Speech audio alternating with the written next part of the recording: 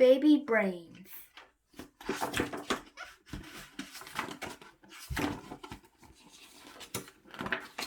In the month before Baby Brains was born, Mrs. Brains was very busy.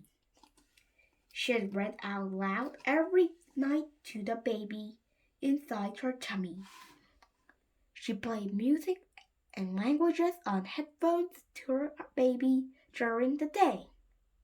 Mr. and Mrs. Brain wanted to make sure their baby was going to be very clever. They even turned off the television when the news came on.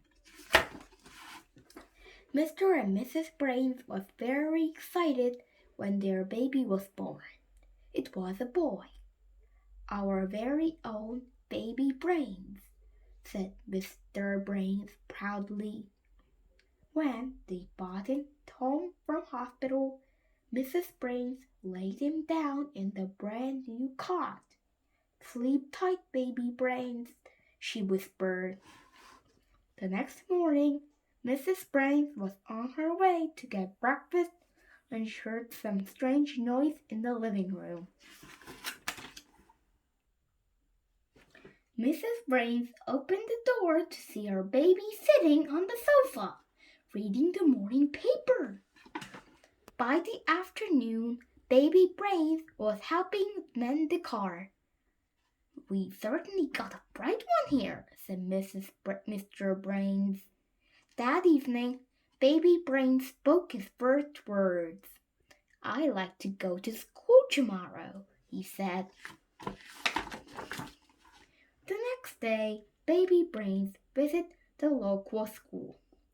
He sat down with his children and answered all the questions. The children were amazed.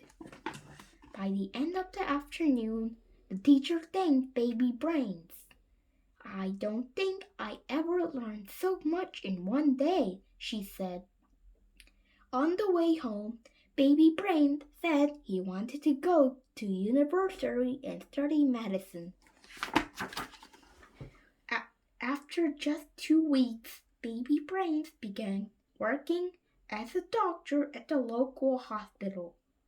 He was very popular with all the staff and patients.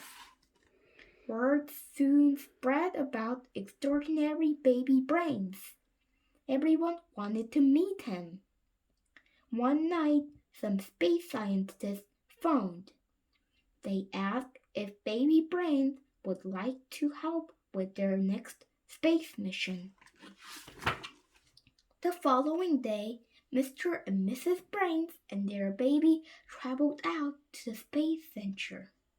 After training hard over the weekend, Baby Brains waved goodbye to Mr. and Mrs. Brains and blasted off into outer space.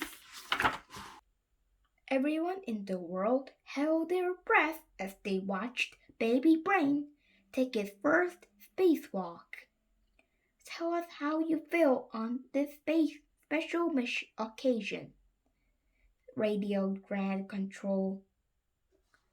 Baby Brains looked up at the vast starlit sky above him. He looked down at the vast starlit sky below him. He looked at the whole world in front of him and mumbled something. "We can't quite hear you," Radio Ground Control. "Could you repeat that?" "I want my mommy," wailed Baby Brains. "That's enough," Mrs. Brain yelled to the space controller. "Bring my baby home right now." Baby Brain was flown home as quickly as possible. He felt very embarrassed as he stepped down from the hatch. But through the crowd of photographers and cameramen, Mrs. Brains came running. "Our beautiful little baby," sighed Mrs. Brains, as she lifted him high into the air. "Our brave little baby. "Can we go home?" said Baby Brains.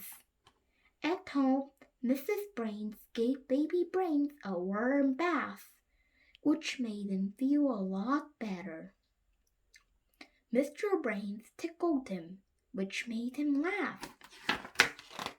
And Mrs. Brains sang Baby Brains to sleep. Then they gently laid him down in the brand new cot. It was good to have their baby home again. "Our very own Baby Brains," whispered Mrs. Brains. From that day on, Baby Brains spent most of his time at home doing the things that most babies do. Except, that is, at weekends, when he still liked to help out at the local hospital. The end.